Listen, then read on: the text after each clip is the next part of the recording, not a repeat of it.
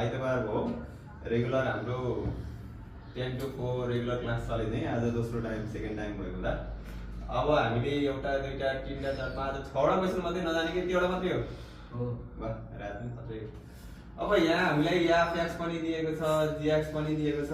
हिजो र अस्ति क्लास पढिरहँदा कहिलेकाहीँ के हुन सक्थ्यो भने f x दिएको हुन सक्थ्यो, f not g composite function दिएको हुन सक्थ्यो र हामीलाई क्वेसनले फाइन्ड के भनिरहँदा पहिला सुरुमा त नभएको चिज निकाल्ने बानी थियो।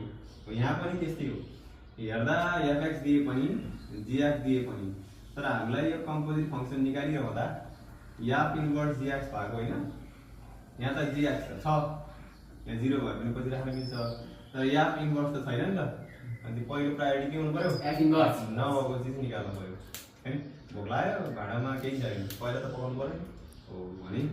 So we have f x equals to x by 3x minus 5। कहीं जानुभन्दा अगाडि पूर्व तयारी गर्ने भने जस्तो अब यहाँ जानुभन्दा अगाडि पूर्व तयारी पहिले f इन्भर्स चाहियो।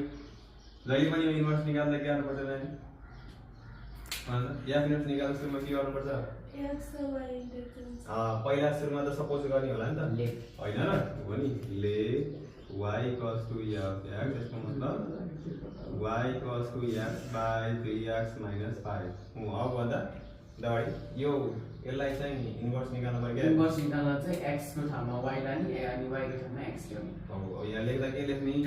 x is equal to on interchanging domain x and range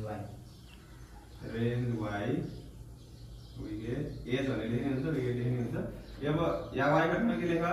जहाँ x छ त्यही लेख y by 3 y minus 5। अब यदि भइसकेपछि हामीले जहिले पनि फंक्सन चाहिँ y equals to something हुने हैन। यतिकै कतिको विद्यार्थी के हुन्छ यदि गर्ने बित्तिकै इन्भर्स आयो भन्ने बानी छ हिजोले पनि बिगारे जस्तो। अब यसलाई चाहिँ पहिला क्रस मल्टिप्लाई गर या केही गर y को value in terms of x निकाल्नु पर्यो। यहाँ दुई ठाउँमा y भएको equal to कन्फ्युजन रहे तापनि यसलाई क्रस मल्टिप्लाई गर्छ x into 3y minus 5 equals to multiply गर्दा के रहन्छ y। फेरि यसलाई मल्टिप्लाई गर्दै जाँदा 3xy minus 5 के हुन्छ x 5x equals to के हुने भयो y। अब हामीलाई त y को भ्यालु निकाल्नु छ भने y यस्ता टर्महरु जससँग चाहिँ y छन् तिनलाई एकै ठाउँमा राख्नु पर्यो। माइनस गरेर कहाँ लानु पर्यो? अर्को साइड चाहिँ सार्नु पर्यो भने 3xy minus y के हुन्छ यहाँ 5x हुने भयो। कमन के आउने भयो y। 3x minus y नै गएपछि 1 रहन्छ।